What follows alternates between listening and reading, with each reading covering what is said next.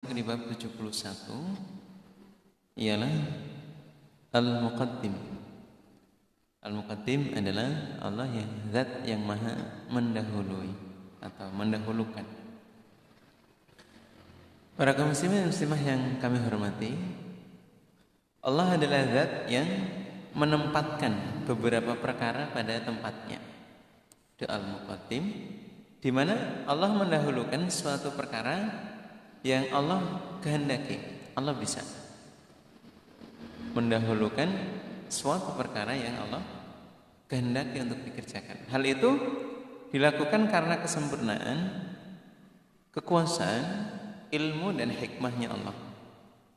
Seperti halnya bahwa Allah menulis qadarnya manusia sebelum Allah menciptakan langit dan bumi, sebelum Allah menciptakan manusia. Para kaum muslimin dan muslimah yang berbahagia, bahwa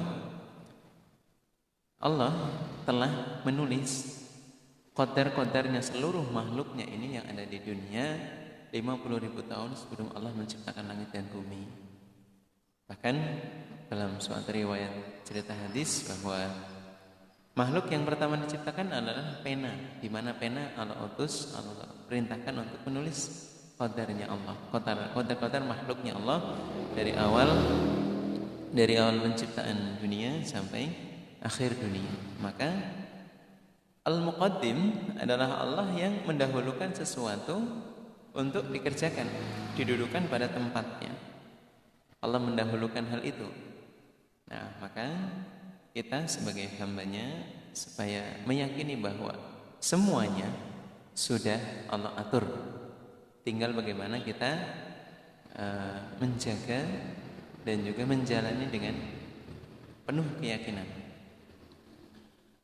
yang mantap bahwa semoga kita dalam keadaan yang selalu diberkahi oleh Allah. Kita pastikan supaya tidak terjerumus. Dan juga Allah mendahulukan pada orang-orang iman, ya, pada orang-orang yang Islam kepada Allah, yang mengimani terhadap wahyu-wahyu dan firman-firman Allah, terhadap pertolongannya, di mana sejak zaman dahulu, di zaman kenabian, bahwa Allah memberikan pertolongannya, ya, kepada orang iman, mengalahkan kepada orang-orang yang menentang, yang maksiat. Dan juga Allah mendahulukan taufiknya terhadap orang yang dikehendaki. Taufik ya pertolongan, ya hikmah dari sebuah kejadian terhadap orang yang Allah kehendaki. Maka Al-Muqaddimnya Allah yang mendahulukan sesuatu untuk kebaikan, ya pasti terjadi. Ketika ada hambanya Allah yang tertindas, Allah memberikan pertolongan, Allah mendahulukan pertolongan di dunia, ya mampu-mampu saja. Toh seandainya orang-orang iman kemudian dalam sebuah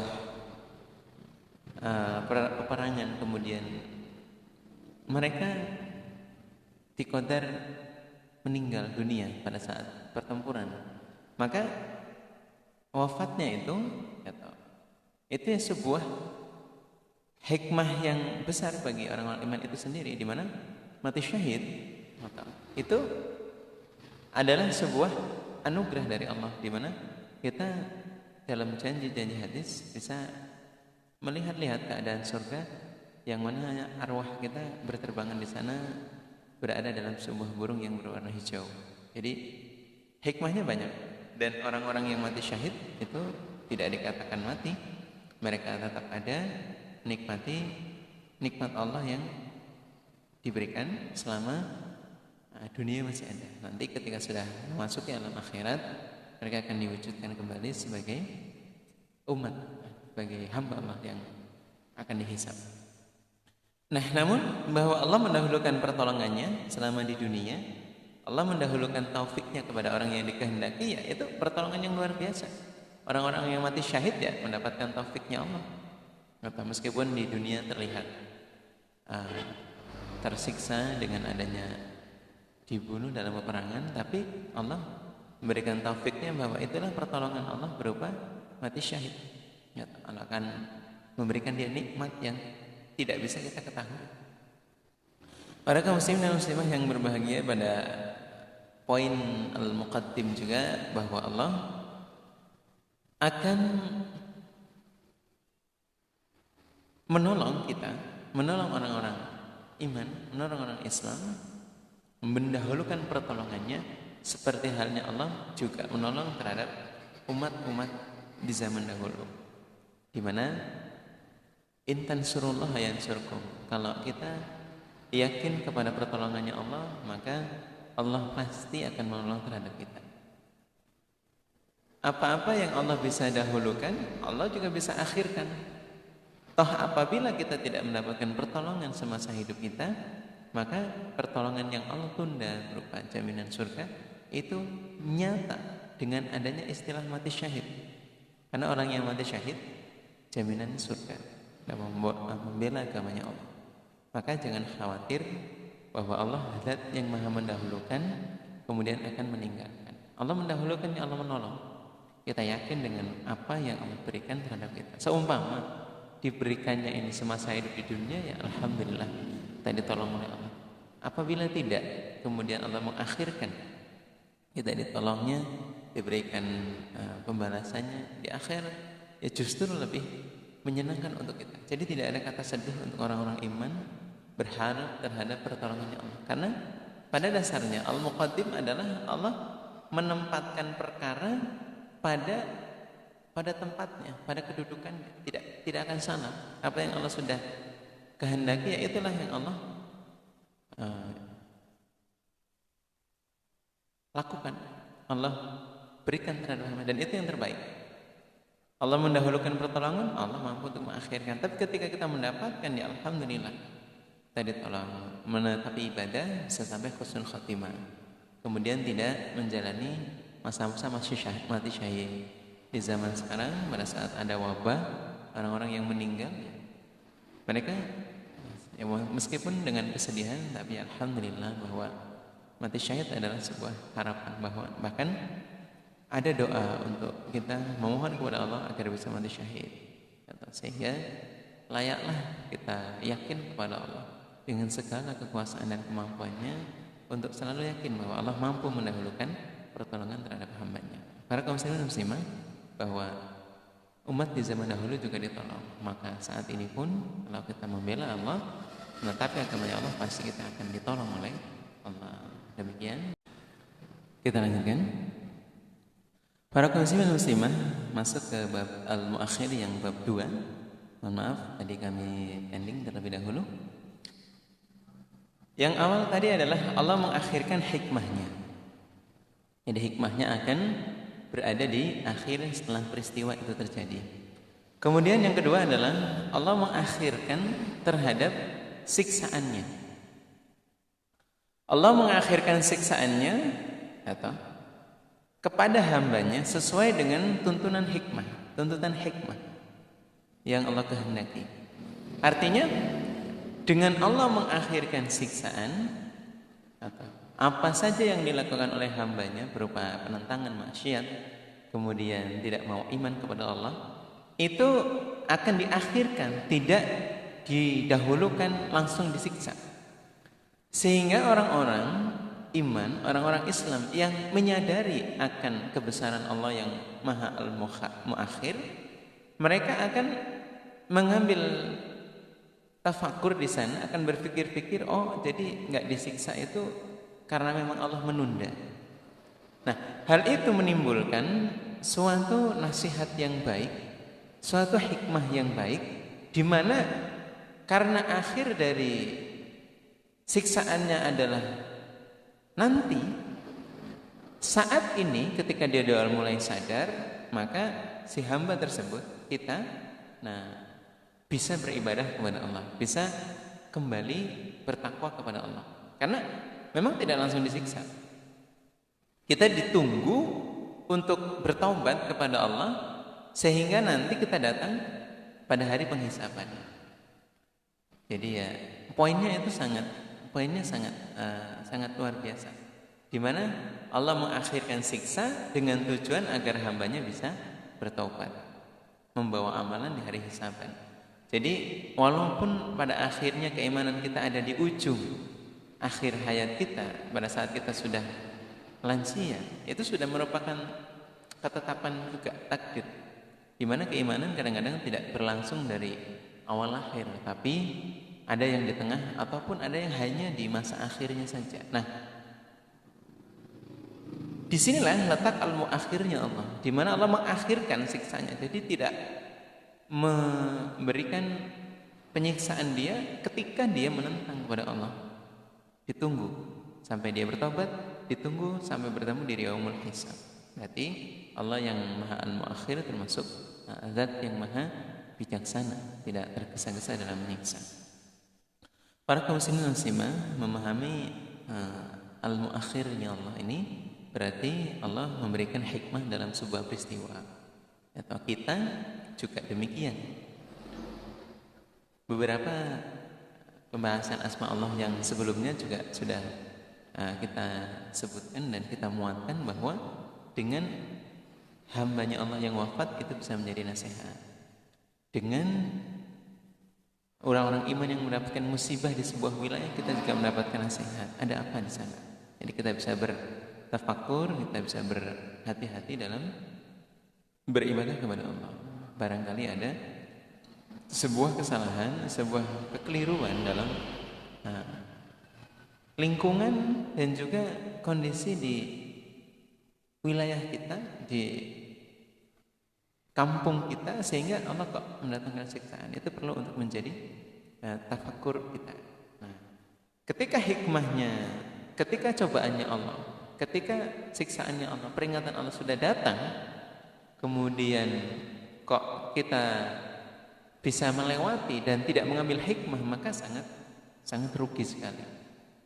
Karena sebuah peristiwa itu mengandung hikmah, dan hikmah dari setiap peristiwa ya Allah mengakhirkan di situ. Allah sudah mengakhirkan. Kalau tidak ada hikmahnya berarti ya orang iman tidak, orang Islam tidak mendapatkan poin di sana.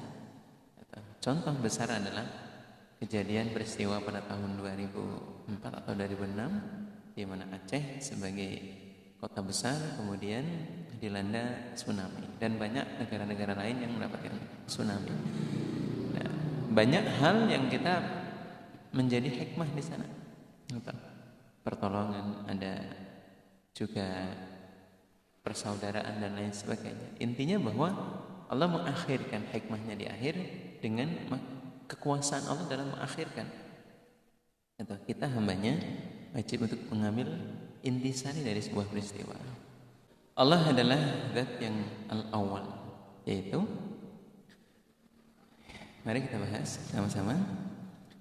Allah adalah zat di mana awal yang pertama kali ada ya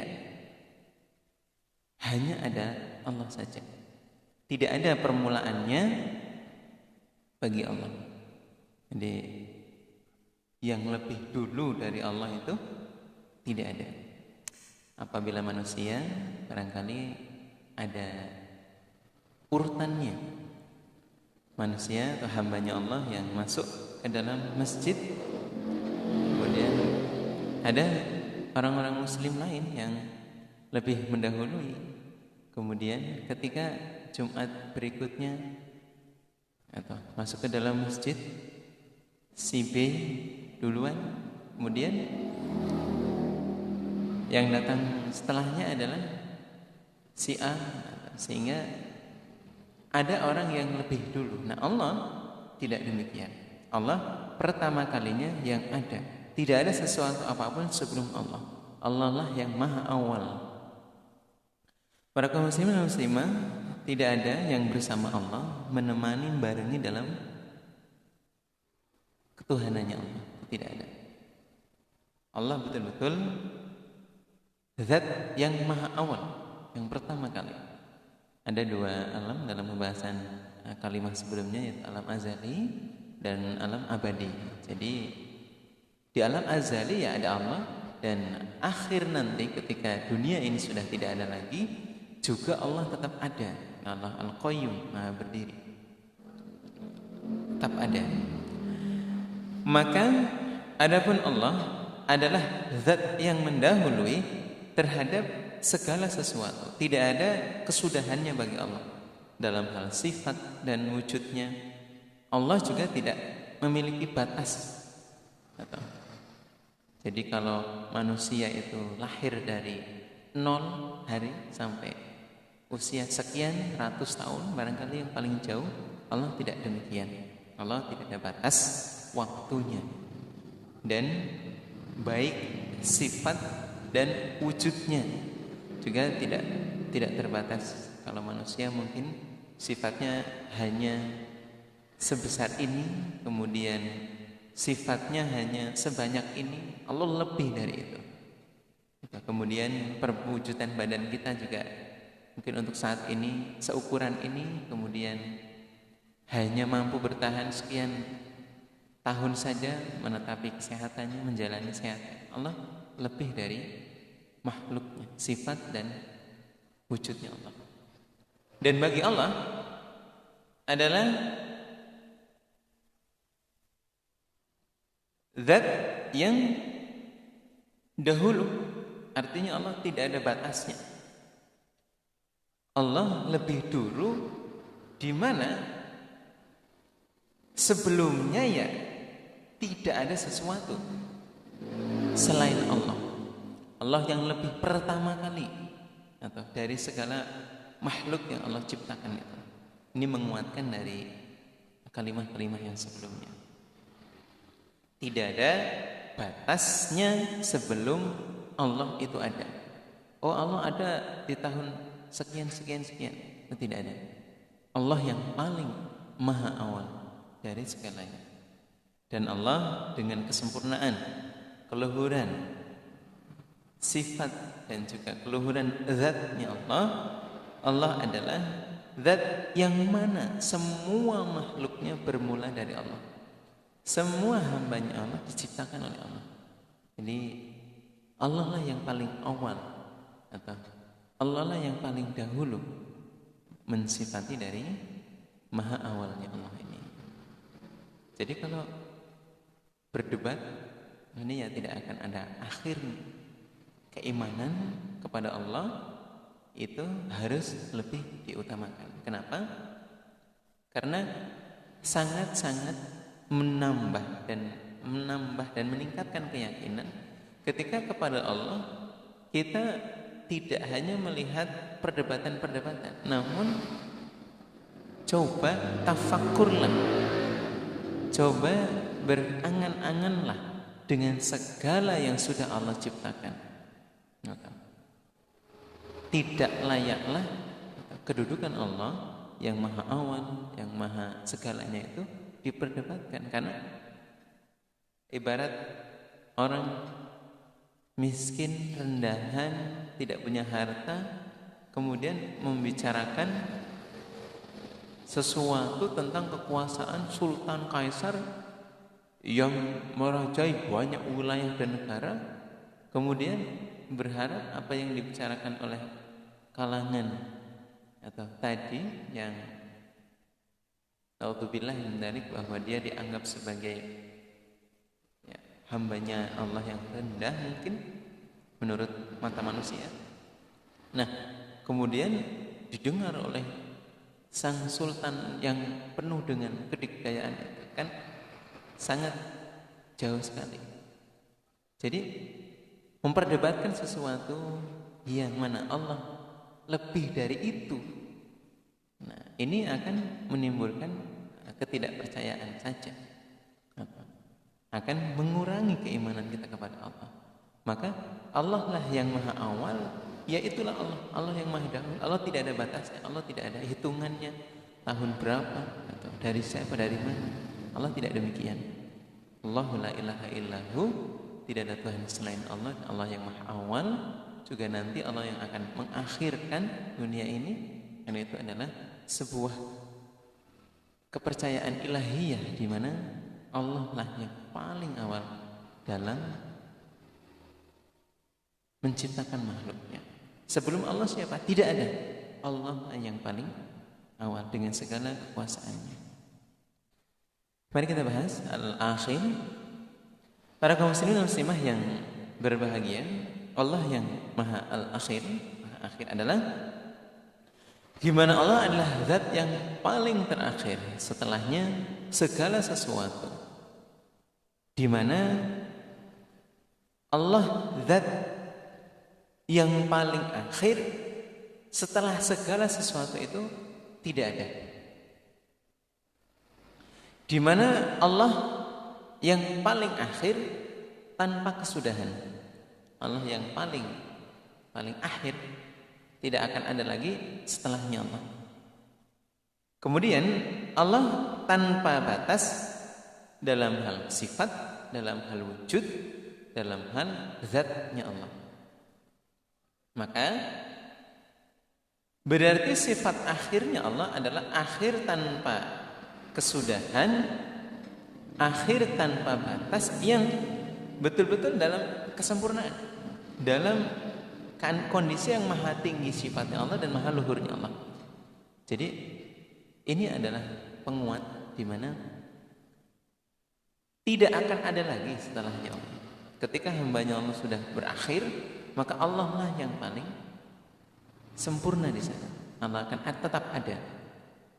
Nah, kekuasaan Allah kekal, zatnya Allah kekal, perkaranya Allah kekal, atau di mana makhluk-makhluknya, atau baik itu makhluk yang di dunia ini berupa perkara dunia, perkara agama, perkara alam semesta, itu akan sampai menghadap kepada Allah.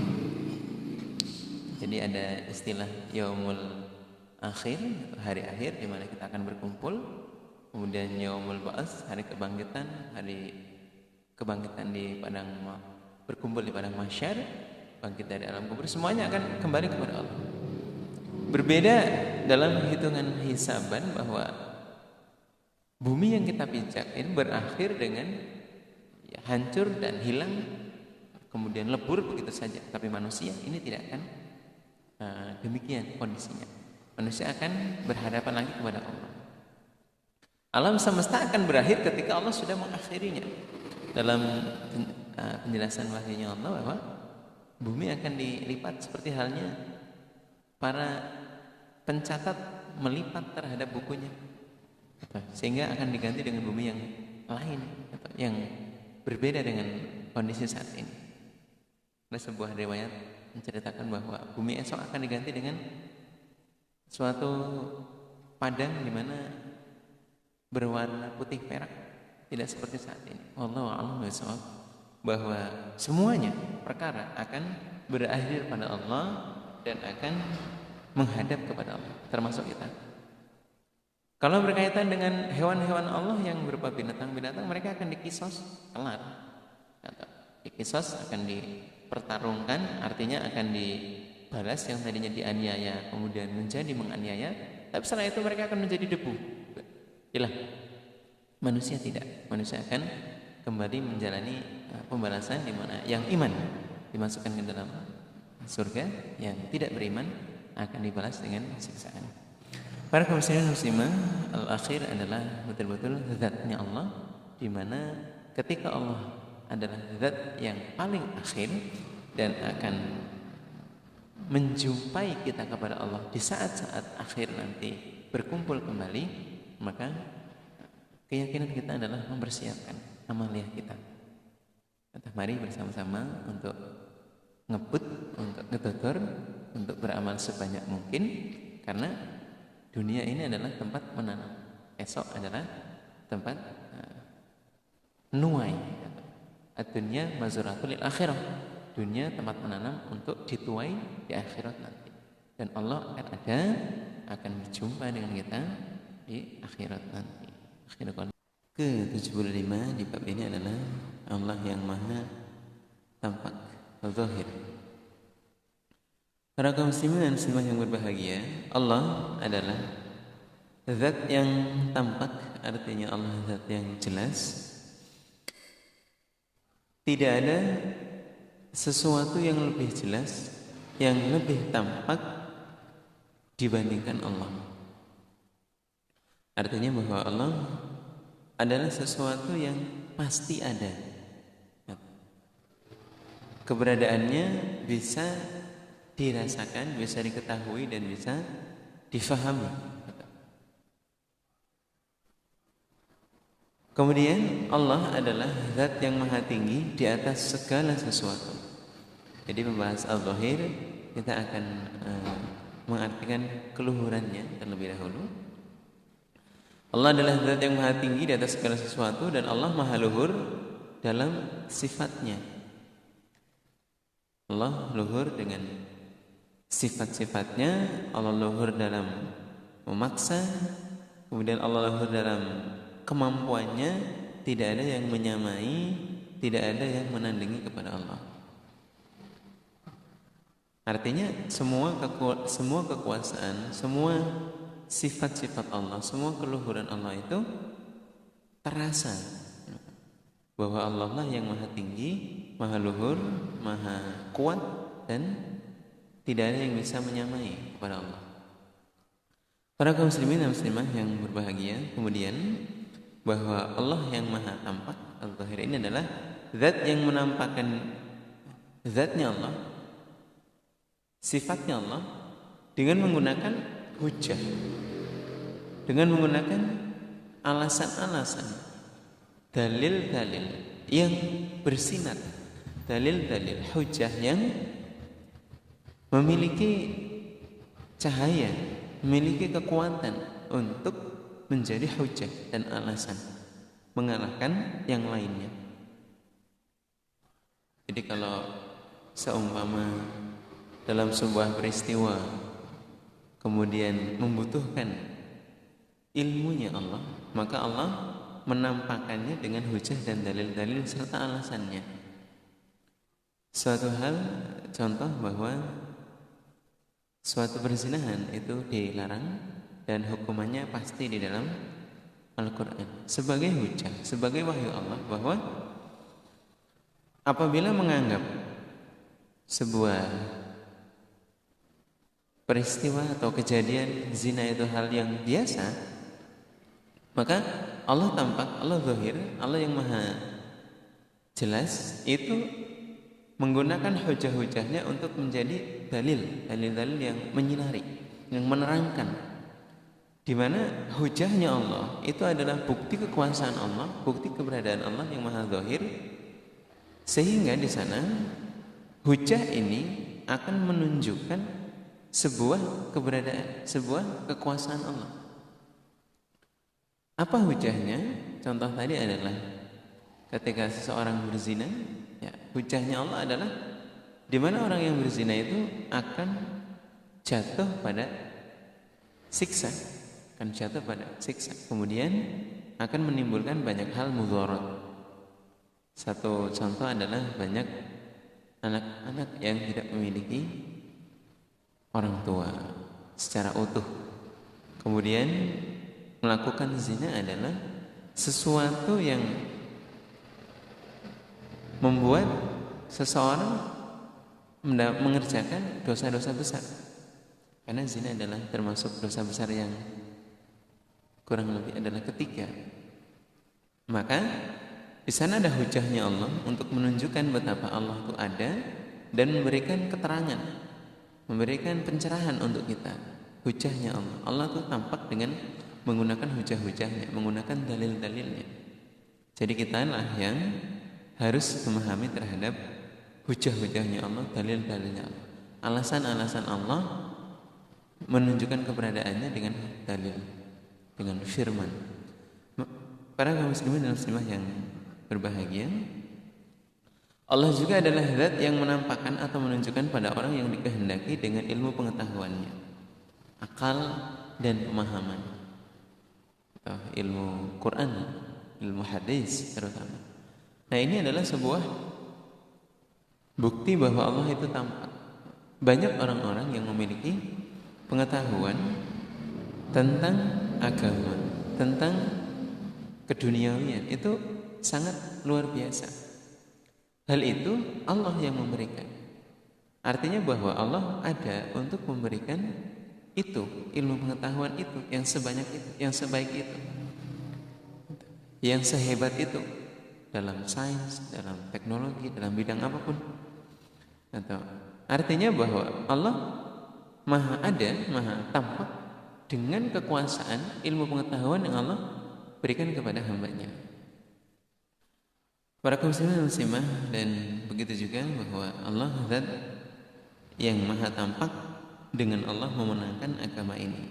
Allah memenangkan agama Islam dalam banyak hal. Allah memenangkan agama Islam dalam peperangan.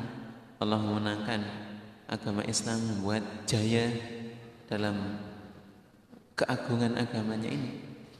Ini adalah sebuah zahirnya Allah, bahwa Allah yang maha tampak ada dengan memberikan bentuk kekuasaannya dalam banyak hal. Para kaum muslimin dan muslimah yang berbahagia, keluhuran Allah yang mampu untuk menyempurnakan dalil-dalilnya, hujah-hujahnya di dalam Al-Quran. Kemudian Nabi Muhammad SAW yang menerangkan semua hujah-hujah Allah itu dengan pengertian-pengertiannya yang Allah berikan kepada Nabi Muhammad SAW, dan Allah yang menjadikan agama ini lebih luhur, lebih mulia, lebih jaya. Ini karena semata-mata adalah semua berkat zahirnya Allah, Allah yang maha ada, maha tampak. Dalam artian bahwa ada atau di balik atau di luar dari jangkauan langsung kepada ayunnya kita, penglihatan kita. Karena jangankan lagi sesuatu yang besar atau angin saja kita tidak bisa melihat secara utuh, atau hal-hal yang lain yang wangi, yang bau, atau ruh syaitan, makhluknya Allah saja kita memiliki keterbatasan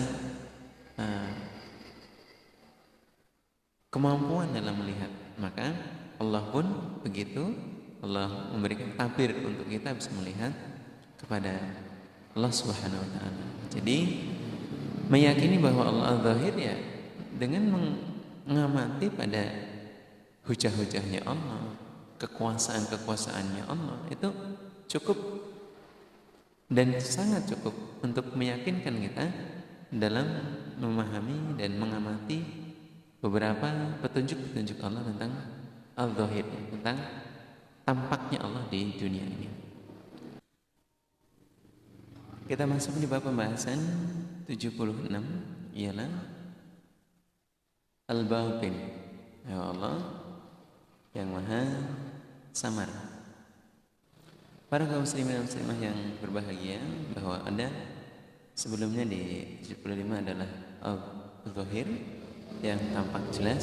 Kali ini bab ke-76 adalah al-zahir yang samar, yang tidak tampak. Para kaum muslimin dan muslimah yang berbahagia, Allah adalah zat yang samar, yang batin. Kalau batin kita ya, batin itu di dalam hati. Batin itu ya memiliki unek-unek kata-kata yang ada di dalam hati. Nah, ini batin. Nama Allah dan sifat Allah adalah Allah zat yang beraling-aling, Allah zat yang menutup diri dari makhluknya. Allah tidak memperlihatkan zatnya secara langsung, sehingga Allah tidak bisa dilihat, Allah tidak bisa diketahui oleh pandangan manusia, oleh penglihatan manusia yang hakiki, yang secara langsung, dan tidak bisa diketahui detailnya tentang rinci jelas perihal zatnya Allah ini. Ini kalau kita memandang terhadap manusia kan terlihat nyata ada badannya. Allah tidak demikian. Allah beraling-aling menutupi dirinya terhadap sudut pandangnya manusia. Kemudian hal itu dilakukan karena keagungan, kesempurnaan, kedudukan dan kesombongan milik Allah yang begitu sempurna. Kalau seandainya masih ada cacatnya, berarti masih bisa dibuktikan secara ilmiah menggunakan alat apapun, masih bisa dicari-cari. Nah, kenyataannya bahwa Allah betul-betul beraling-aling memiliki tabir untuk mampu dilihat oleh makhluknya. Atau, namun dari beberapa riwayat-riwayat kenabian di mana beliau berusaha untuk melihat Allah, berusaha untuk bertemu kepada Allah, kenyataannya adalah memang tidak mampu. Allah itu memiliki banyak lapisan cahaya yang melindungi Allah sehingga tidak bisa tertembus oleh sudut pandang manusia. Para kaum muslimin muslimah, Allah yang maha samar, Allah yang maha batin ini memberikan kesempatan dalam sebuah riwayat hadisnya bahwa nantinya di Jannatul Firdaus kita akan bisa bertemu Allah di pagi hari.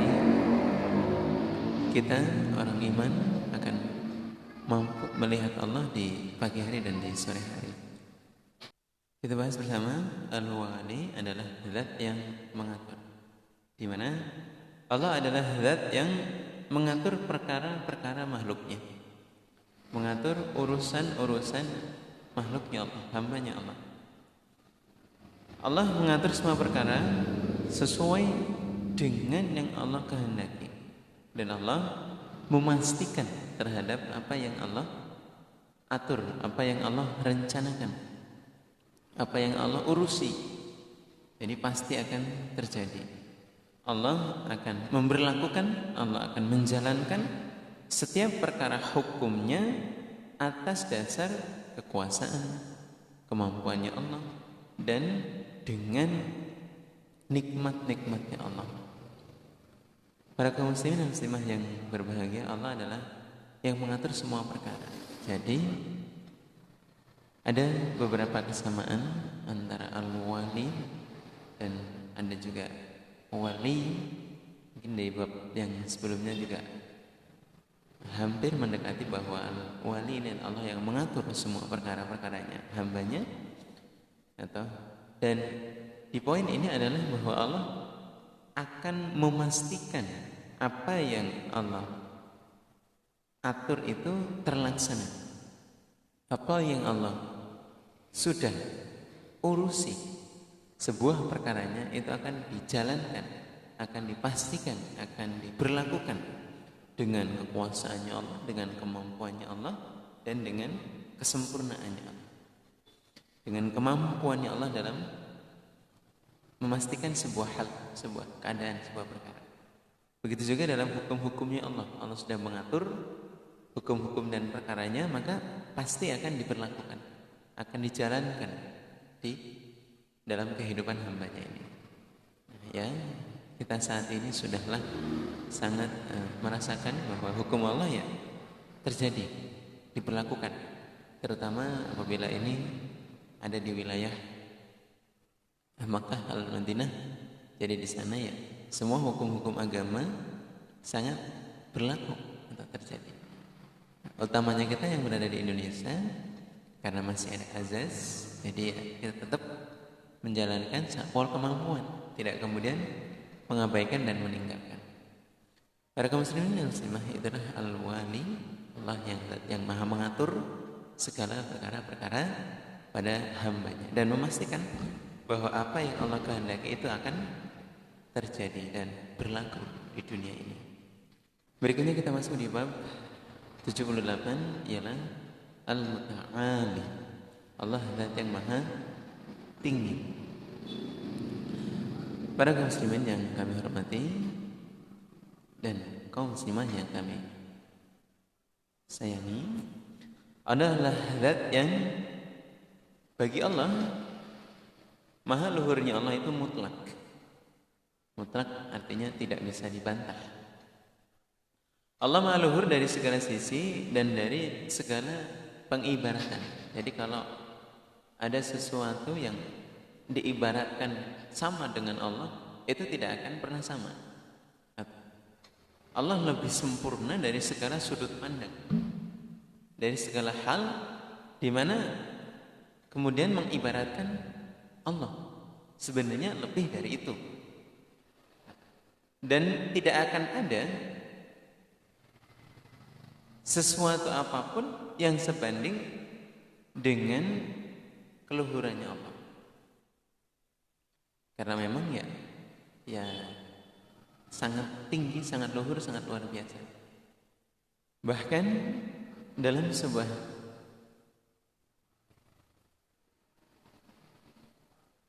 perumpamaan di mana langit dan bumi adalah sangat luas.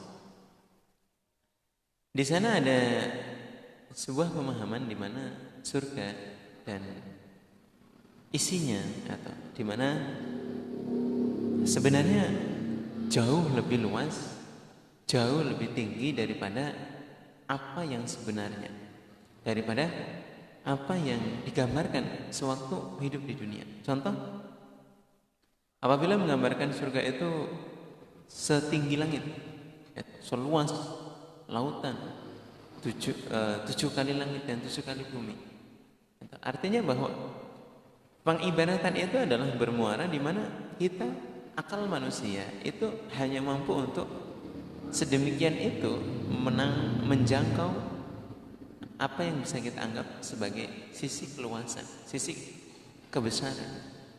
Namun sejatinya bahwa surga itu apabila digambarkan demikian, maka aslinya lebih dari itu, sangat luas. Nah, Allah pun demikian. Apabila seseorang mengibaratkan sesuatu kepada Allah, nah, yang diibaratkan oleh hambanya, mungkin ya dalam sebuah riwayat mungkin ada penggambaran-penggambaran, semuanya adalah pengibaratan. Kami pending sebentar.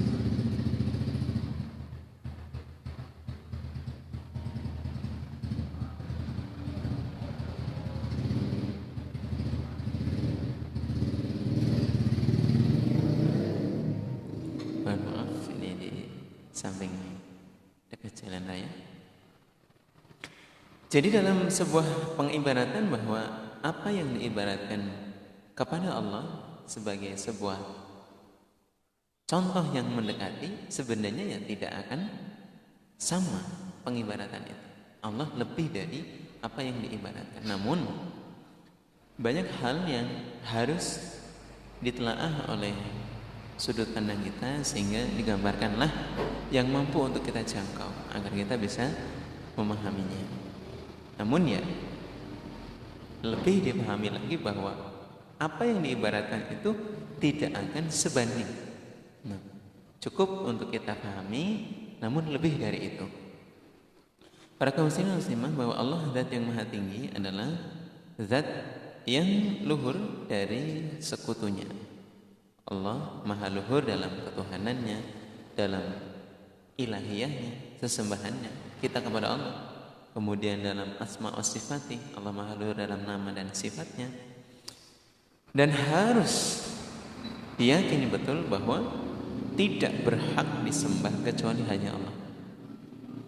Karena Allah zat yang maha luhur, Allah ada ilahiyah kita, Allah adalah Tuhan kita. Dalam keyakinan kita kepada Allah, ya hanya Allah yang wajib untuk disembah. Dan kemudian kita meyakini rububiyahnya Allah sebagai pencipta langit dan bumi beserta makhluknya, itu sudah menjadi sebuah keyakinan rububiyah. Ini sebuah fakta di mana harus sebagai orang iman, fakta hatinya meyakini hal itu. Di pembahasan sebelumnya kami telah membuatkan ada 3 hal di mana tujuan utama meyakini Allah itu dalam 3 proses, atau 3 proses ilahiyahnya, atau kemudian dalam hal ilahiyah dalam hal rububiyahnya, kemudian dalam hal asma wa sifatih. Nah, dalam hal ini Allah Al-Muta'al adalah Allah yang maha sangat luhur, sehingga keyakinan kita kepada Allah dalam Allah memiliki sekutu itu ya tidak ada. Keyakinan kita kepada Allah dalam hal Allah itu kemudian disamakan dengan seseorang, disamakan dengan hamba, disamakan dengan sebuah kekuasaan yang mampu untuk menciptakan itu juga tidak ada. Dan di mana Allah kemudian disamakan dengan sifat dan nama-namanya di dunia ini juga tidak ada. Betul-betul Allah lah saja yang maha luhur. Allah tidak mempunyai sekutu, Allah tidak mempunyai perbandingan ilahiyah atau sesembahan di dunia, dan Allah lah yang memiliki nama dan sifat yang sangat sempurna. Dan kita harus bersyukur dengan nikmat-nikmat Allah, terutama pengetahuan ini, Allah yang maha luhur ini. Karena kalau masih meyakini hal yang lain selain Allah, maka kita masih dikatakan sebagai kalangan orang-orang yang musyrik, yang menyekutukan kepada Allah. Para kaum muslimin dan muslimah, Allah adalah zat yang al-muta'al, yang maha luhur, yang wajib untuk disembah, wajib untuk dipercayai nama dan sifatnya, wajib untuk diyakini bahwa Allah adalah pencipta langit dan bumi dan seisinya, di mana apabila kita musyrik, ini tidak harus sesuatu hal yang besar. Kita meyakini sesuatu mampu melakukan hal saja, itu sudah musyrik. Contoh, kita memiliki ada cincin, ada kalung, ada benda, ada apapun yang kemudian seolah-olah seperti Allah. Oh, ini bisa untuk meramal, bisa untuk melihat masa depan, bisa untuk menentukan nasib seseorang. Nah, itu sudah musyrik. Bahkan di dalam keislaman kita, dalam keimanan kita, tidak boleh adanya syirik khafi, di mana kita syirik-syirik yang samar-samar saja, atau kita ibadah kepada Allah namun masih meyakini terhadap atau hari-hari atau kemudian waktu-waktu musim-musim tertentu di mana di sana ada buruknya, akan ada sebuah kejelekan apabila kita melanggar atau peraturan itu, tanggal itu. Nah, ini adalah hal-hal yang syirik khafi, atau melakukan ibadah yang tidak karena Allah, itu juga termasuk syirik khafi. Syirik khafi adalah syirik khauf, syirik yang samar, di mana utamanya adalah kita melakukan sesuatu yang dilakukan dengan tidak berniat untuk mencari pahalanya Allah, dan juga tidak berniat untuk mendapatkan agar kita bisa menjauhkan dari nerakanya Allah. Jadi ya betul-betul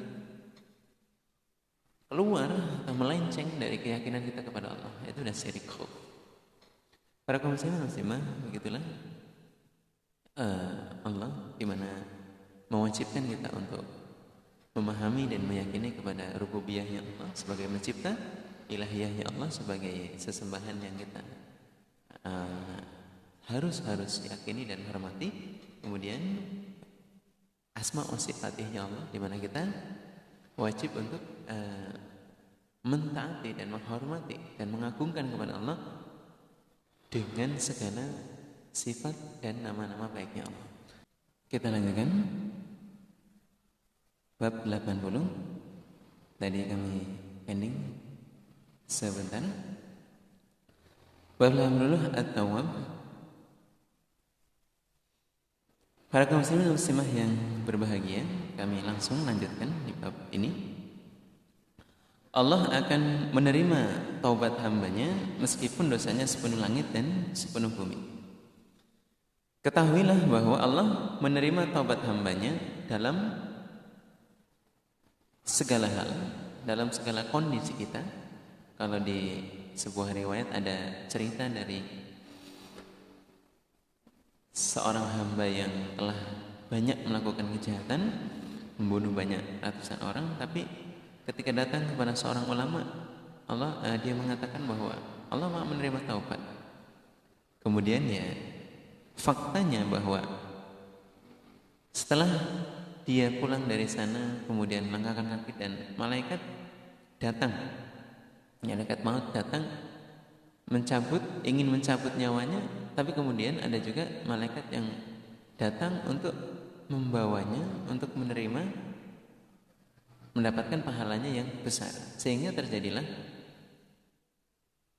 sebuah perdebatan di mana kemanakah si hambanya ini yang tadi sudah sempat bertobat kepada Allah akan dimasukkan ke dalam tempat yang mana. Kemudian hambanya Allah tadi, di mana dia sejatinya hidupnya banyak melakukan kesalahan dan dosa, ketika dia meninggalnya sempat bertaubat kepada Allah, memenangi sebuah perhitungan di mana hanya berbeda satu langkah, di mana dia jauh lebih dekat terhadap tempat untuk dia mencari tempat taubatnya. Sehingga dengan hitungan itulah Allah menjamin dia untuk mendapatkan rahmat Allah sehingga bisa masuk ke dalam surganya. Artinya bahwa apapun kondisi kita, dalam kondisi bagaimanapun, asalkan kita taubat dan nasuha kepada Allah, pasti Allah akan menerima. Allah Maha menerima taubat. Tidak perlu berputus asa. Saya sudah kadung dosa ini, sudah kadung berlumuran dosa. Tidak begitu. Apapun kondisi hambanya, Allah akan menerima taubat. Kemudian kenapa hal itu Allah lakukan? Kenapa Allah bisa mau menerima taubat hambanya yang begitu dosa dan berlumuran kesalahan? Karena Allah sayang terhadap hambanya. Rahmatnya Allah itu lebih mendahului, lebih utama, lebih pertama kali diberikan pada hambanya sebelum Allah murka.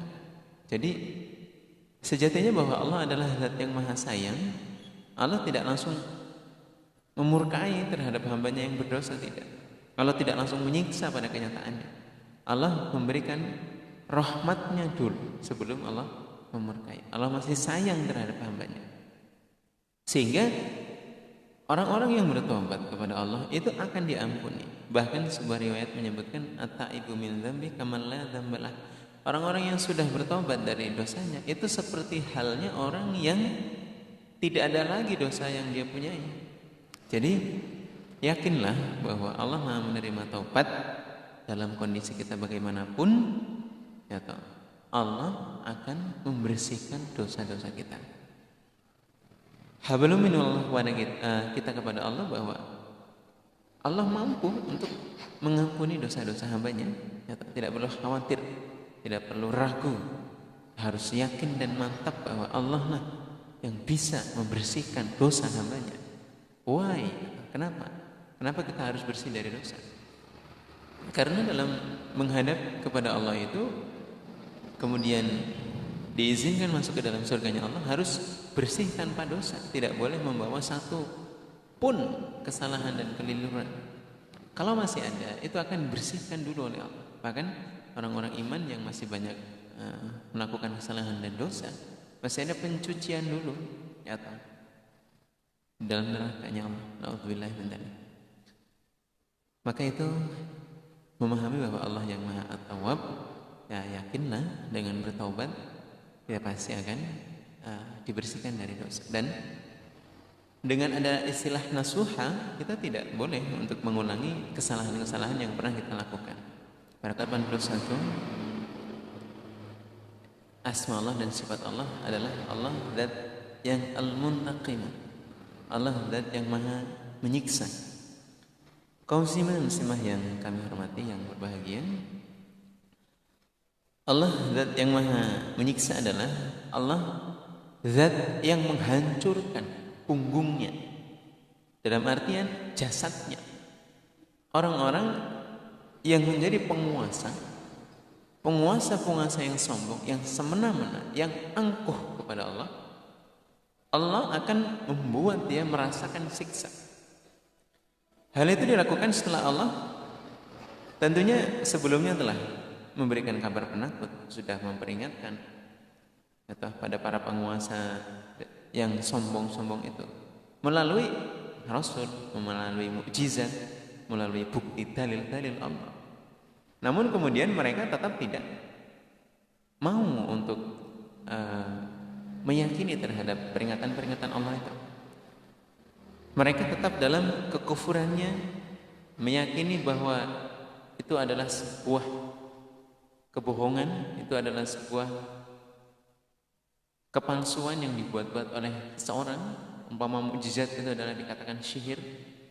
Nah, ketika mereka tetap dalam kondisi yang seperti itu, maka Allah menyiksa mereka dengan siksaan yang amat berat, yang amat berat, yang amat besar, yang dimana siksanya Allah adalah kembali kepada Al-Muntaqim. Allah zat yang maha menyiksa dengan siksaan yang sangat kuat. Allah mampu. Dan contohnya sudah terbukti. Para kaum muslimin dan muslimah yang berbahagia, ada kaum Sadum, di mana mereka umat nabinya itu banyak melakukan kegiatan yang di luar dari norma-norma agama Islam. Banyak kaum Sadum itu atau terjadi sebuah peristiwa laki-laki dengan laki-laki atau satu desa, dan mereka menganggap perempuan itu tidak ada daya tarik untuk mereka, sehingga Allah menurunkan siksaan, membalik bumi mereka.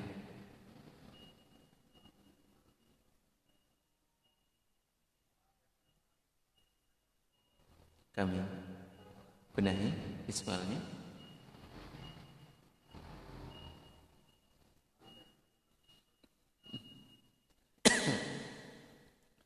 Kaum muslimin dan muslimah yang berbahagia, kita sebagai orang iman, orang Islam yang yakin terhadap Allah yang maha menyiksa, tentunya Allah yang maha kuasa ini mampu, sangat-sangat mampu untuk memberikan peringatan terhadap umat-umat yang demikian. Seandainya pun tidak, sebenarnya Allah memberikan mereka waktu untuk taubat, untuk kembali kepada Allah pada jalan yang benar, yang lurus. Maka adanya peringatan dari para rasul-rasul itu menjadi sirene, menjadi lampu merah, menjadi peringatan yang sangat amat dahsyat. Kalau mereka mengacuhkan terhadap peringatan Allah, Allah betul-betul akan menyiksa mereka. Para kaum muslimin muslimah, itulah Allah zat yang maha al-muntaqim. Tidak hanya di desa Sodom, di mana dalam hal menetapi agama di zaman Nabi Muhammad SAW, atau itu juga ada pasukan gajah yang ingin menyerang terhadap Mekah. Nah, Allah juga menghancurkan mereka. Kemudian Nabi Nuh pada saat zaman awal kerasulannya, kemudian Allah mendatangkan banjir bandang yang sangat besar. Kemudian di zaman Nabi Lut, di mana mereka juga didatangkan atau malaikat-malaikat yang menghempaskan atau sayap-sayapnya untuk menghancurkan terhadap mereka, membutakan penglihatan mereka. Bahkan Allah secara terang-terangan menurunkan hujan batu untuk menyiksa kepada kaum-kaum yang kufur kepada Allah. Para penguasa-penguasa seperti Fir'aun, dia ditenggelamkan di dalam lautan, kemudian tidak bisa untuk menyelamatkan diri bersama dengan kaum dan kerajaannya. Alhamdulillah, kerajaannya yang menjadi patih-patihnya. Kalau sisa-sisa dari kerajaan Fir'aun masih ada. Maka dari itu banyak sekali bukti-bukti bahwa Allah mampu untuk menyiksa sebuah peradaban. Kita sebagai orang iman harus mengambil sebuah hikmah, dan apabila kita insyaallah mampu untuk melaksanakan haji, di sana kita bisa untuk menyaksikan bukti-bukti kekuasaan Allah di Mekah, di Madinah dan lain sebagainya. Para kaum muslimin dan muslimah, Allah zat yang ke-82 adalah zat yang pemaaf, di mana Allah adalah zat yang maha mengampuni dari dosa-dosa hambanya. Allah mengampuni hambanya pada sesuatu yang walaupun yang dilakukan itu terlalu banyak, sudah terlampau banyak sekali menurut hitungan manusia, dan tidak ada batas bagi Allah untuk memaafkan dan mengampuni pada dosa-dosanya hamba, karena Allah itu ya maha agung dan maha luhur. Yakin dan yakin terus Allah itu memaafkan. Kemudian Allah akan mengampuni dosa hambanya, di mana Allah yang Maha Mengampuni juga akan mengampuni tidak hanya sampai di situ saja. Maha Pemaafnya Allah setelah mengampuni, Allah sucikan dosa-dosanya, dan setelah Allah maafkan, kemudian Allah bersihkan, di sana Allah yang Maha Besar, Allah yang Maha Pemaaf tidak akan menuntut dengan dosa-dosa yang dia lakukan besok di hari kiamat. Artinya Allah betul-betul Maha Pemaaf. Kalau orang sudah memaafkan kok masih ngungkit lagi, berarti itu tidak sesuai. Nah, Allah tidak begitu. Ketika Allah sudah memaafkan dengan begitu banyak dosa hambanya, esok di hari kiamat, di hari akhirat, Allah tidak akan menuntut. Jadi ya ikhlas. Para kaum muslimin dan muslimah yang berbahagia, bahwa Allah Maha Pemaaf, kita pun ya sebagai hambanya mestinya ya mampu lah ya untuk memiliki sifat maaf. Karena untuk apa kita meletakkan pada dendam-dendam, karena itu tidaklah baik. Para kaum berikutnya adalah Ar-Rauf,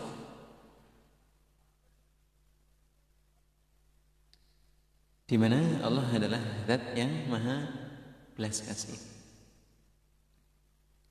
Allah zat yang Ar-Rauf, yang belas kasih, adalah zat yang mengasihi terhadap semua hambanya. Allah zat yang Maha belas kasih dengan kelembutannya Allah. Dan belas kasih dan sayangnya Allah itu tidak henti-henti terwujud dalam kenyataan, diberikan pada semua makhluknya. Jadi terus menerus.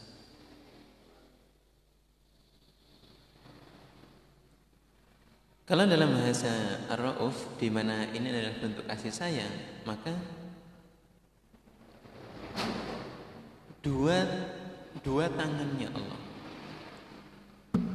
Allah sendirilah yang melimpahkan banyak sekali kebaikan-kebaikan dalam kondisi siang ataupun malam.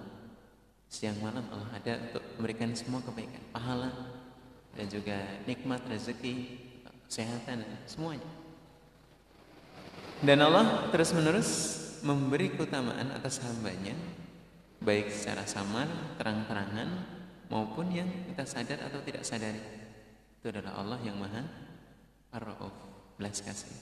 Para kaum muslimin dan muslimah yang berbahagia, betapa Maha kasih sayangnya Allah, di mana tidak terbatas waktunya.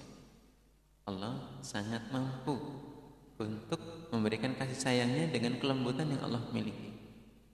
Maka dari itu sadarilah, dan kita harus yakin bahwa sedemikian itu Allah memperhatikan kepada hambanya. Siang dan malamnya Allah selalu memberikan kasih sayangnya. Jadi jangan pernah atau putus asa dari rahmat Allah, dari berharap kasih sayang Allah, pertolongan Allah, dan perlindungan Allah. Demikian. Ini bab yang lumayan panjang. Artinya bahwa Allah adalah zat yang merajai kerajaan. Kaum muslimin dan muslimah yang berbahagia, yang kami hormati, langsung saja kita masuk di pembahasannya. Allah adalah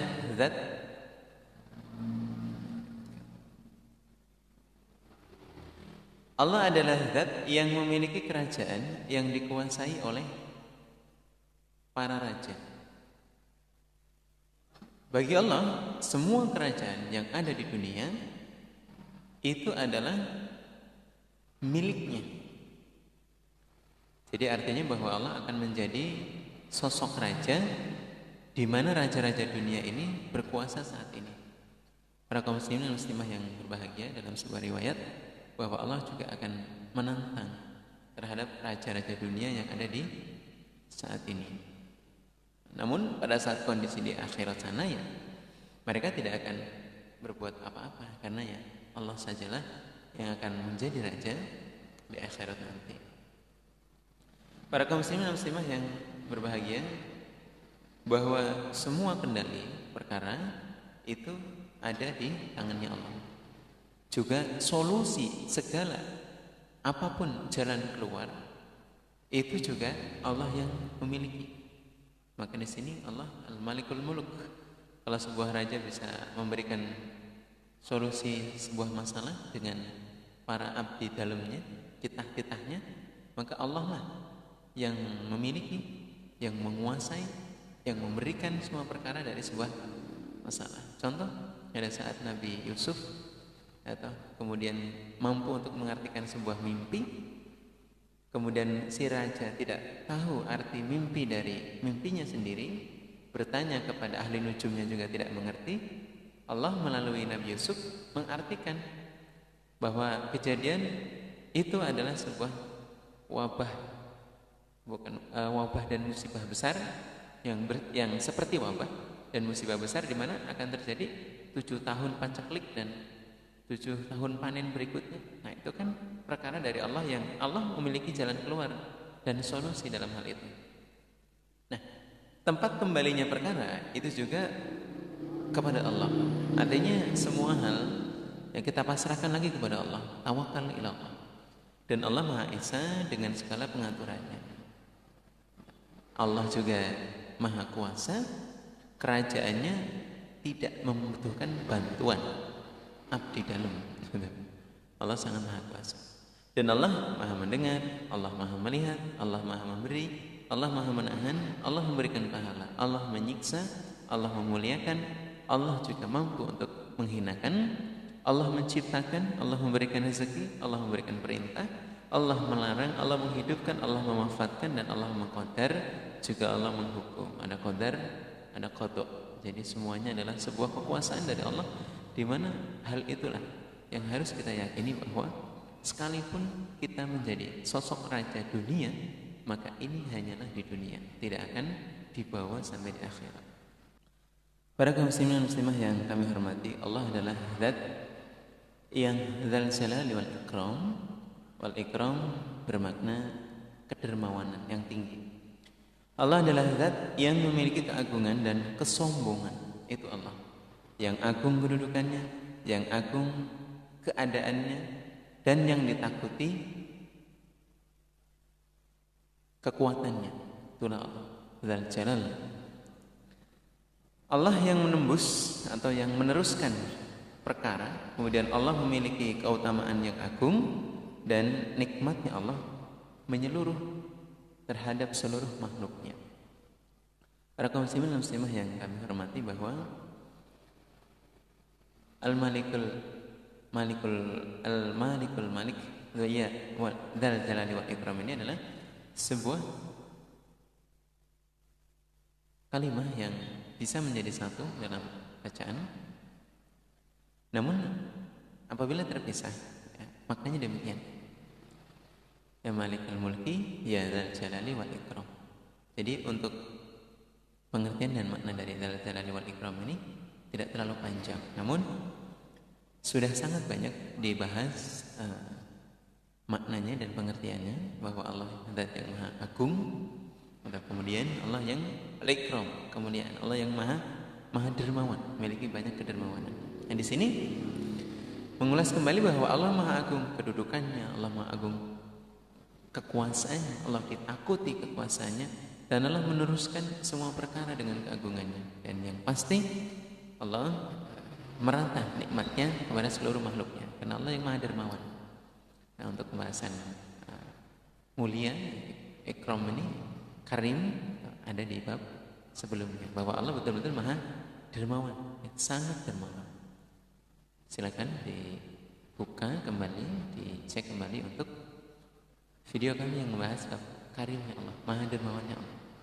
Bab ke-86 adalah Al-Muqassid, di mana Allah yang Al-Muqassid adalah Allah yang Maha Adil. Allah yang Maha Adil adalah zat yang mampu menghukumi dengan benar dan hak, dengan adil. Allah akan membalas pada penganiayaannya orang yang dianiaya saat di dunia dengan adil. Dan Allah akan menghukumi di antara hambanya juga dengan adil. Semua hukum yang Allah turunkan itu berdasarkan azas keadilan. Kita yang tinggal meyakininya dan mengambil hikmah dalam keadilan itu. Atau jangan ego, karena semua hukum yang Allah turunkan itu sudah benar dan pasti adil. Yakin dulu. Kemudian bahwa Allah juga memerintahkan kepada hambanya Allah untuk berbuat adil. Banyak ayat-ayat, banyak perintah dari Nabi untuk berlaku adil terhadap keluarga, dalam ibadah dan lain sebagainya. Suami istri, atau dalam pembagian harta, atau kemudian di situ hibah, juga yang masih diperbolehkan di luar harta waris itu harus adil, banyak sekali. Tapi kalau hukum yang sudah Allah turunkan dalam hal keadilan, maka itu sudah benar dan adil, tidak ada yang keliru. Dalam hal waris mungkin contohnya terlihat tanpa tidak sama. Dan Allah menambahkan kerinduan kepada hambanya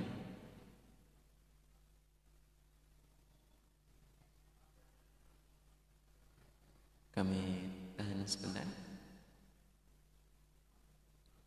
Kita lanjutkan. Dan Allah menambahkan rasa rindu hambanya kepada Allah dengan cinta terhadap orang-orang yang berbuat adil.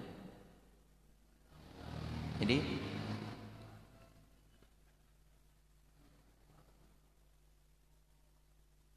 Allah sendiri itu kangen, Allah kangen terhadap orang-orang yang bisa berbuat adil. Bahkan tidak hanya kangen, orang-orang yang bisa berbuat adil dalam hukum, ketika dia menjadi seorang ulil amri, itu akan menjadi kekasihnya Allah, akan duduk di sampingnya Allah, karena Allah cinta terhadap mereka. Seorang suami pun atau ketika tidak bisa adil akan datang di hadapan Allah dengan kondisi badan yang mengsle atau tinggi sebelah, maka keadilan akan menjadi sebuah syukuran, akan menjadi sebuah nikmat bagi kita. Seorang suami yang bisa berlaku adil kepada keluarganya. Mengulang di bab 86, di mana bab 86 adalah al-muqassid, Allah yang maha adil, adil dalam hukum. Ialah Allah zat yang mampu menghukumi dengan hak dan benar serta adil. Allah akan membalas pada penganiayaannya orang-orang yang aniaya di dunia dengan adil. Jadi kalau makhluknya Allah itu ketika dia dipertemukan di hari akhirat dengan dibalas aniayanya, hambanya Allah yang berupa binatang itu akan menjadi selesai ketika dikisos, dia akan menjadi debu. Kemudian manusia ketika dikisos ini akan saling mengambil amalan baik dan buruknya. Maka tidak sama prosesnya, tapi dalam keadilan bahwa apa saja yang tertindas di dunia, yang teraniaya di dunia, ini akan mendapatkan pembalasan yang setimpal. Dan Allah akan menghukumi di antara hambanya dengan adil. Dan tentunya di dunia sendiri Allah memerintahkan untuk berlaku adil, berbuat adil kepada sama hambanya manusia. Para kaum muslimah, banyak ayat, banyak firman, banyak sabda Nabi yang memerintahkan kita untuk berbuat adil.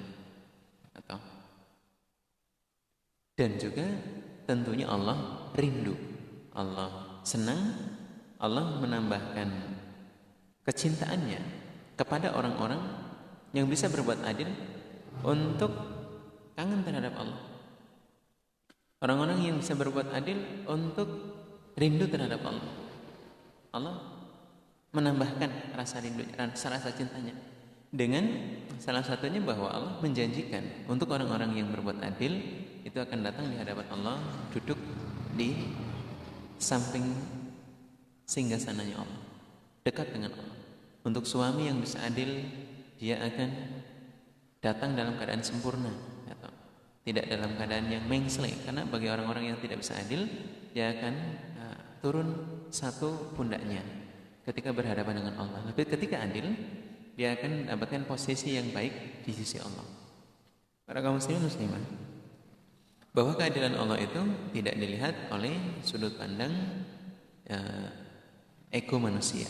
Kalau Allah menetapkan sebuah hukum dalam hal waris, adilnya Allah ya adil dalam hal ukuran dan takaran keimanan, hukum wahyu. Jadi kalau kita mengatakan 1:1 atau secara kita adil, di mata Allah tidak demikian. Jadi adil menurut hukumnya Allah ya sesuai dengan peraturan Allah, dan itu yang paling terbaik. Dan yakinlah bahwa ulil amri itu juga diperintahkan untuk berlaku adil, jadi tidak boleh ragu-ragu. Kita masuk di bab 87, ialah Allah zat yang maha mengumpulkan. Al-Jami'. Allah zat yang maha mengumpulkan adalah zat yang mengumpulkan di antara beberapa jenis. Mungkin dalam sebuah pembahasan ini termasuk yang lumayan panjang. Mari kita amati, kita simak. Allah zat yang maha mengumpulkan di antara beberapa jenis-jenis makhluknya Allah, baik makhluk yang zahir, yang jelas maupun yang samar.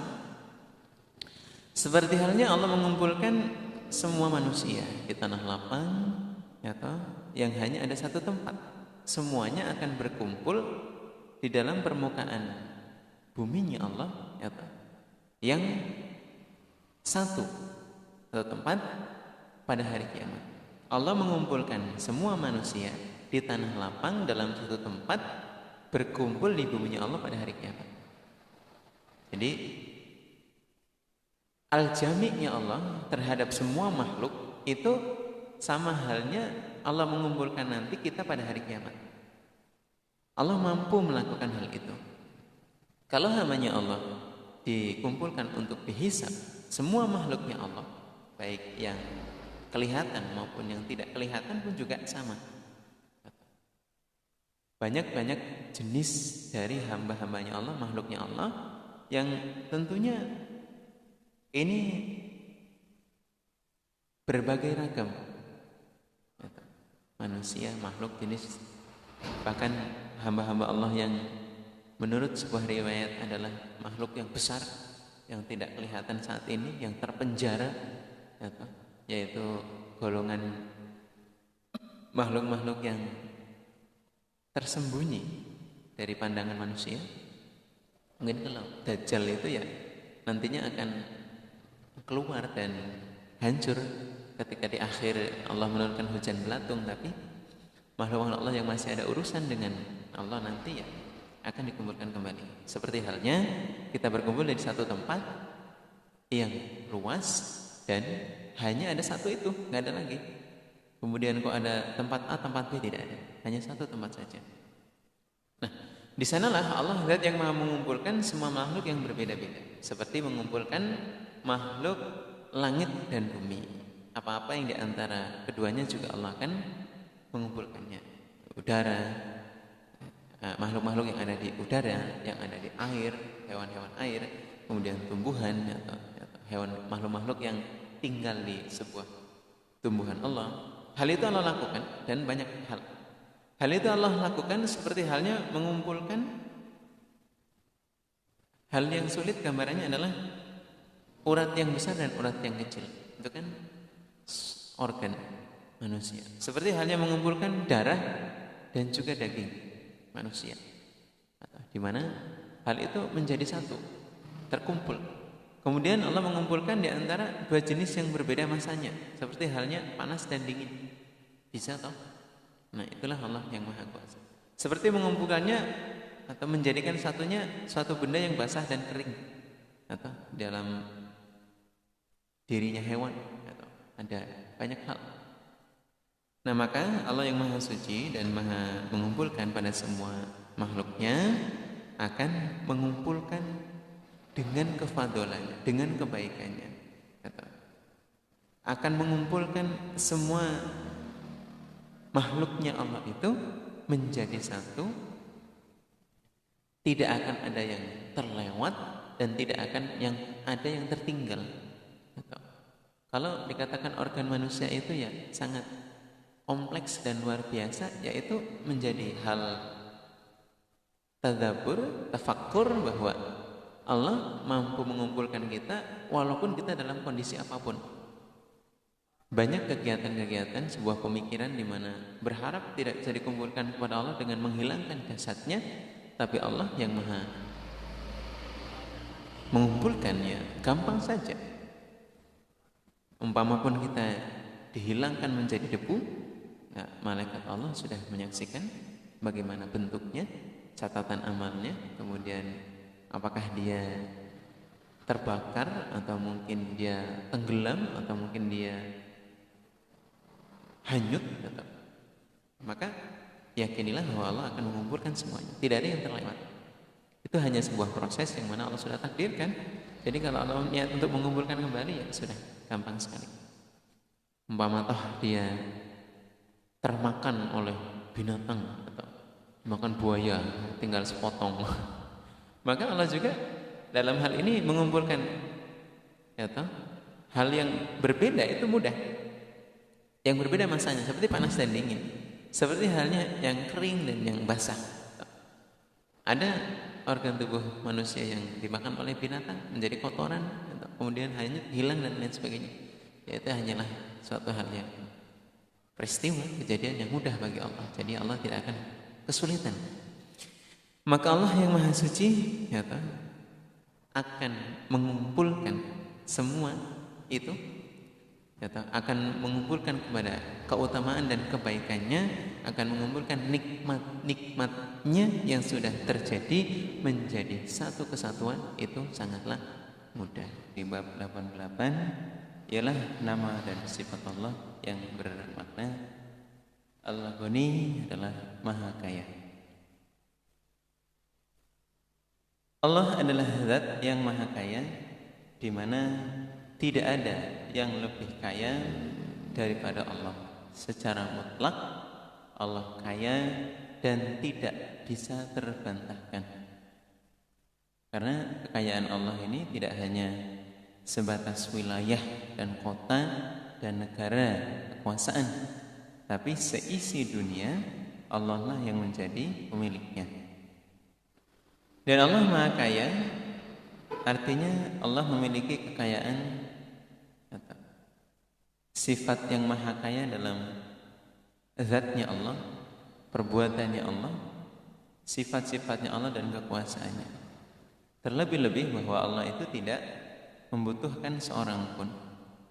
Allah dalam memiliki kekayaannya tidak membutuhkan apapun, bantuan siapapun dari makhluknya.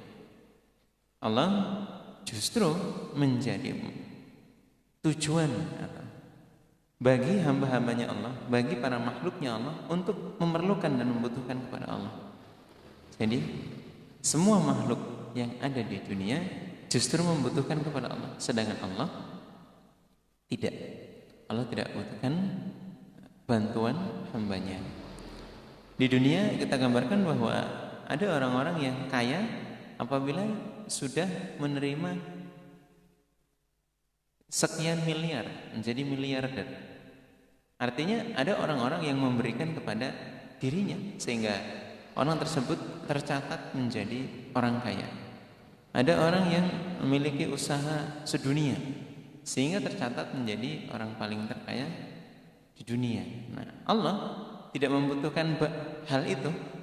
Allah sudah kaya tanpa ada yang memberikan. Bahkan semua yang ada di langit dan bumi ini sudah miliknya Allah. Dan kita sebagai hambanya Allah, dengan memahami bahwa Allah Maha Kaya, kitalah justru yang membutuhkan terhadap pertolongannya Allah, nasrun minallah. Kitalah yang membutuhkan adanya hidayah Allah, petunjuk Allah, karunia Allah, taufik Allah. Jadi Allah kaya dengan zat kekuasaan, dengan perbuatannya dan sifat-sifatnya. Sedangkan manusia membutuhkan Allah. Di mana Allah juga telah mewujudkan dan memberikan kebutuhan dalam urusan perkara dunia dan perkara agama. Lah ini ya manusia. Dicukupi oleh Allah urusan agamanya dan dicukupi oleh Allah untuk urusan dunianya. Kita sangat merasakan hal ini ya, bahwa manusia memang selayaknya, seyogianya untuk memohon dan meminta kepada Allah, karena Allah yang maha di polnya dimintai. Allah As-Samad, atau dalam asma Allah yang sebelumnya, Allah Zat yang maha polnya Gusti untuk dimintai terhadap keperluan hambanya. Dan dalam Allah memberikan kecukupannya pada urusan dunia dan perkara agamanya, Allah tidak kenal waktu, seluruh waktu, setiap waktu, dan dalam setiap langkah kita Allah memberikan kekayaannya terhadap kita, kecukupannya terhadap kita. Sehingga umpama hanya menghitung 1-2 orang mungkin kebutuhannya sedikit, seluruh makhluk di alam dunia.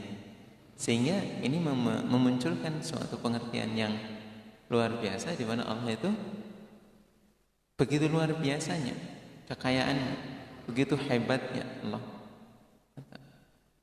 Kita sebagai hambanya Allah yang membutuhkan pertolongan dari Allah, yang membutuhkan kecukupan dari Allah, ya tetap beribadah, tetap yakin dan mengharap terhadap semua yang Allah janjikan di dalam kitabnya dan disampaikan oleh Rasulnya sallallahu alaihi wasallam. Para kaum muslimin dan muslimah yang berbahagia, sudah dibahas pula bahwa umpama Allah ingin memberi kekayaan terhadap hambanya yang tanpa batas, ia sangat mampu. Ya, kita masuk di bab 89, ialah Al-Mughni, Allah Zat yang memberi kekayaan. Kami mendoakan semoga kita dalam keadaan yang sehat selalu dan ditetapkan dalam rahmat Allah sehingga bisa beribadah sampai husnul khatimah. Kaum muslimin dan muslimah yang kami hormati, bab 89 adalah Al-Mughni, di mana Allah adalah Zat yang maha memberi kekayaan. Kita bahas, Allah adalah Al-Mughni, adalah Zat yang sangat dermawan, di mana Allah tentunya memiliki keutamaan, memiliki kekayaan, memiliki kenikmatan-kenikmatan, yang mana Allah memberikan kekayaan pada orang yang dikehendaki oleh Allah dari hambanya. Namun Allah memberikan kekayaan itu, memberikan sifat kedermawanannya dengan memberikan kekayaan itu sesuai dengan kadar kira ukuran kemampuan hamba yang tentunya sudah diukur, diperhitungkan. Kemudian di dalam Allah memberikan sifat kaya atau kekayaan itu terhadap hambanya, di sana Allah meletakkan hikmah atas kekayaannya. Apakah dia mampu untuk membawanya dan bisa menjadi contoh atau tidak? Namun ada pula ketika Allah memberikan kekayaan terhadap hambanya, kemudian itu menjadi ujian bagi keimanannya, bagi keluarganya, bagi pemiliknya. Para kaum muslimin muslimah yang kami hormati, bahwa memahami Allah yang maha memberi kekayaan artinya ini sejalan dengan sabda Nabi yang meriwayatkan bahwa dalam memiliki kekayaan atau diparingi kekayaan yang Allah titipkan ini, ada orang-orang yang justru hambanya Allah ketika diberi kekayaan imannya tidak baik. Namun ketika diberikan kemelaratan, justru imannya menjadi goyah. Ada juga orang-orang iman yang ketika dia kaya, kalau tidak kaya justru tidak baik. Ketika dia melarat atau dia malahan keimanannya tidak baik. Nah, sebaliknya ada orang yang baik imannya ketika dia melarat atau du'afa, lebih rajin, lebih ibadah, lebih mentutur ibadah kepada Allah. Namun ketika dia diberi kekayaan, itu keimanannya menjadi tidak baik, jadi banyak ujian, jadi tidak bisa ibadah dengan tenang kepada Allah. Sehingga Allah yang Maha memberi kekayaan ini sudah meletakkan hikmah atas harta yang dititipkan oleh kita. Allah memberikan contoh seperti Qarun, atau masih saudara dari Nabi Musa, di mana Qarun sendiri kaya raya. Banyak orang-orang iman di zaman itu yang iri dengan kekayaannya. Namun di sana Allah ya menceritakan kepada orang-orang iman bahwa apa yang Qarun miliki, apa yang Qarun yang punya itu ya sudah, itu tidak perlu untuk, tidak harus untuk diiri atau dijadikan cita-cita, ya, tidak. Karena ternyata Allah memberikan cobaan kepada Qarun yang luar biasa, di mana ketika dia tidak mau zakat dan tidak mau iman kepada Nabi Musa, justru Qarun ditenggelamkan bersama dengan harta bendanya, dan semua yang dia miliki itu tertanam ke dalam tanah. Naudzubillah min dzalik. Para kaum muslimin, hikmahnya ada. Jadi seumpama kita tetap berusaha, ya itu sudah menjadi kodrat manusia untuk memiliki keberhasilan finansial. Namun apabila setelah usaha yang begitu luar biasa kok masih sama, ya yakin kepada Allah bahwa itulah yang terbaik yang Allah pilihkan untuk kita. Siapa tahu keimanan kita justru lebih terjaga, lebih baik, lebih aman, atau dibanding ketika nanti kita membawa ya, harta titipan yang terlalu banyak barangkali. Walaupun Nabi juga berpesan bahwa ibadah ya memerlukan dinar dan dirham, memerlukan harta, tapi keyakinan kita akan titipan Allah ini ya harus tetap husnudun billah. Kita lanjutkan bab Al-Mughni. Setelah tadi kami putus sebentar untuk ada hal. Para kaum muslimin dan muslimah yang berbahagia, berikutnya adalah bahwa Allah Zat yang Maha Al-Mughni, di mana Allah berbuat baik pada hambanya dengan memberikan kekayaan dengan kemampuannya Allah yang Maha Kaya. Allah memberi kekayaan itu adalah bentuk kebaikan Allah terhadap hambanya. Jadi ya, untuk kaum muslimin dan kaum muslimah yang oleh Allah diberikan kekayaan, yakinilah bahwa Allah telah sangat-sangat berbuat baik terhadap kita, atau Allah memilih kita untuk menghendaki diamanati dengan harta, dengan kekayaan. Dan Allah tentunya menghendaki baik dengan diberi kekayaan, atau dengan itu ya, kita bisa beribadah ya, kemudian lebih banyak dibandingkan kaum muslimin dan muslimah yang mungkin dhu'afa ya. Karena Nabi Sulaiman sendiri adalah sosok yang kaya raya, Nabi Ibrahim, kemudian zaman Khalifah Umar, Khalifah Utsman, Khalifah Ali ya, semuanya orang-orang kaya raya, bahkan para sahabat dan para tabi'in. Beliau adalah orang yang dalam kekayaannya itu ya berani untuk bersedekah besar-besaran. Khalifah Abu Bakar dan Khalifah Utsman itu, Umar. Nah, Khalifah Abu Bakar dan Khalifah Utsman, koreksi maaf kalau tadi kami ada kekeliruan, itu selalu berlomba-lomba dalam sedekah. Nah, pada saat itu ya orang-orang yang para sahabat, para khalifah yang ada hidup bersama dengan satu zaman dengan Nabi, ya masih sahabat ya, belum menjadi khalifah, namun akhirnya menjadi khalifah.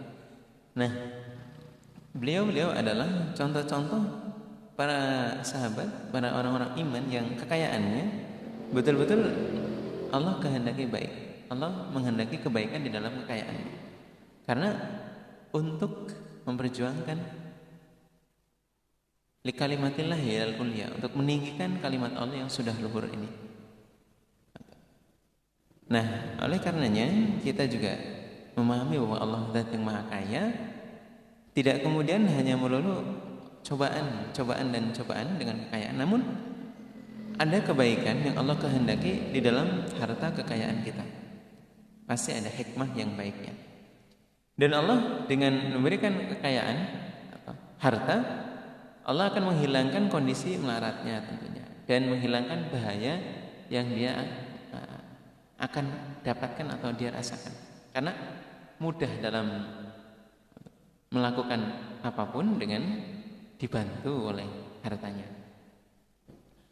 Nah, hal itu adalah juga menjadi bentuk rahmatnya Allah, di mana kasih sayang Allah pada hambanya ya dengan melalui harta ya bisa-bisa saja, sangat mampu, sangat bisa. Karena ya orang-orang tertentu dengan tingkat keimanan yang sudah cukup atau kemudian dititipi harta, ya berarti itu konter baiknya Allah, kasih sayangnya Allah terhadap hambanya. Kemudian bahwa harta itu harus difahami bahwa harta tidak mampu atau memberikan kemanfaatan yang sangat besar untuk sesamanya. Walaupun banyak manfaatnya, namun ketika berkaitan dengan Allah, kadang-kadang ya harta ini tidak sehebat itu.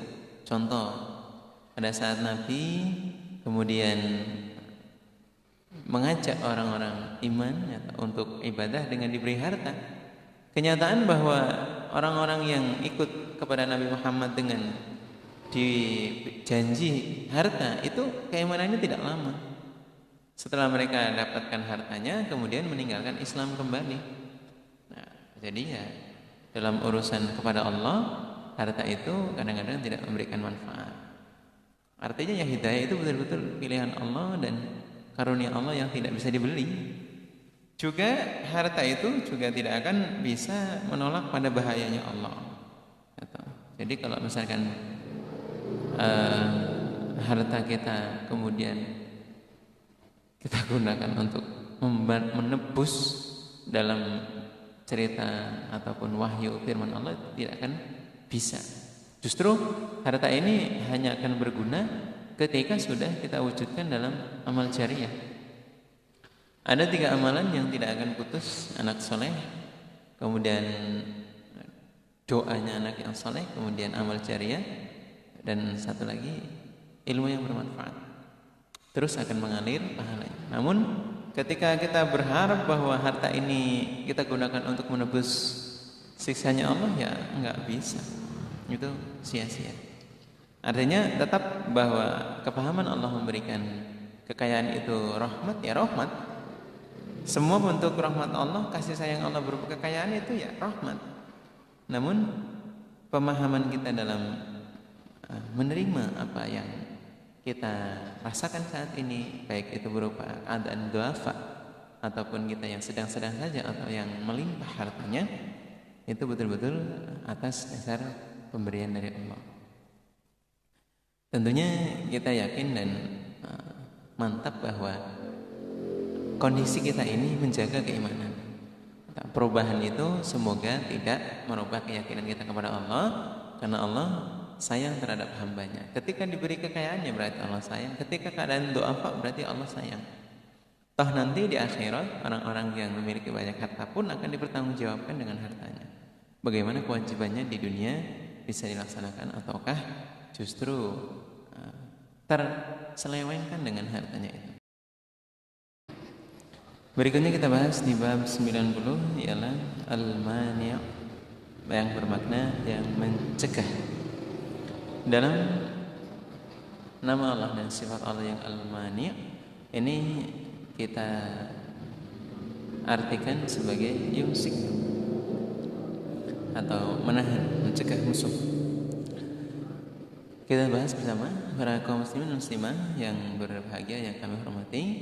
Allah adalah zat yang menolong atau menjaga pada orang iman, pada ahli taat, dengan memberikan pertolongan, mencegah pada orang-orang yang tidak beriman untuk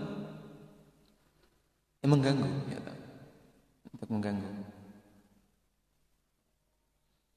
Jadi Allah menjaga dan menolong kepada ahli taat yang tujuannya untuk mengamankan terhadap orang iman, yang menjaga, yang menolong, kemudian menyelamatkan. Ini adalah sifatnya Allah. Allah mencegah. Para kaum muslimin muslimah yang berbahagia, bahwa Allah zat yang mencegah ini adalah mencegah untuk menyelamatkan dan menolong, menjaga. Kalau kita lihat sejarahnya bahwa Allah sanggup untuk menahan pasukan besar dalam perang Uhud, kemudian Allah menjaga orang-orang iman dari goncangan-goncangan Islam di zaman itu.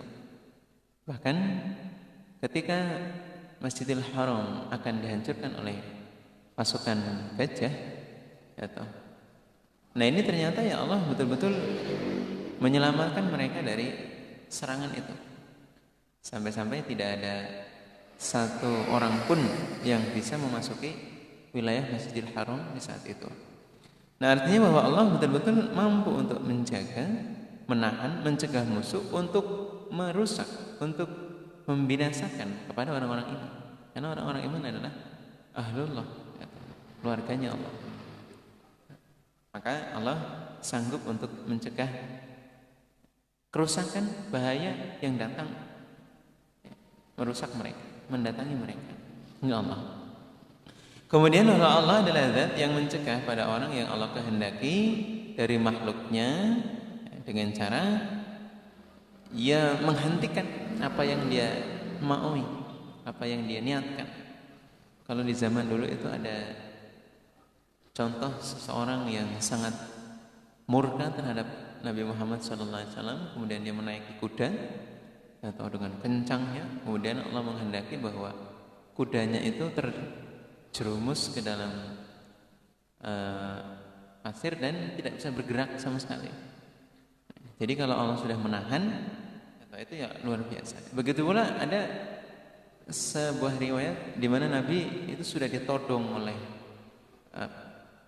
pedang, namun ketika Allah menahan si orang tersebut untuk melukai Nabi, ternyata tidak bisa. Itulah Allah. Para kaum muslimin muslimah yang berbahagia, dan Allah memberi apa yang hambanya kehendaki, di mana pemberian ini adalah suatu hal yang kita butuhkan. Dan juga Allah memberikan apa yang kita minta. Apa yang kita minta, apa yang kita butuhkan, Allah kasih. Para kaum muslimin yang berbahagia, bahwa kadang-kadang Allah itu juga bisa sebaliknya dalam hal minta dan butuh. Ya, kita minta karena kita butuh, namun Allah bisa menahan, Allah bisa mencegahnya. Di mana Allah memberikan apa yang kita minta, Allah menahan apa yang kita minta, tapi memberikan apa yang kita butuhkan saja. Allah menahan al-mani, Allah mencegah terhadap apa yang kita minta setiap hari, tapi Allah memberikan apa yang kita butuhkan. Contoh halnya bahwa kita meminta kaya raya, sukses, mobil, rumah, mewah dan lain sebagainya yang kita minta berupa harta dan kekayaan, kesuksesan dan lain sebagainya. Allah tahan permintaannya, Allah ganti besok di akhirat. Namun Allah memberikan apa yang dia butuhkan. Dia butuh waras, dia butuh sehat, dia butuh longgar, dia butuh sekedar untuk menetapi ibadah kepada Allah. Nah ini Allah al-mani, Allah yang mencegah. Jangan ngersuloh gitu. Karena hal itu Allah lakukan, bahwa Allah al-mani, ini Allah yang maha mencegah loh. Jadi ya kita yakin as'alul husnudzon, jangan suudzon kepada Allah. Para kaum muslimin, itulah al-mani. Bila ada kekurangan silakan dikoreksi. Akhirul kalim, assalamualaikum warahmatullahi wabarakatuh.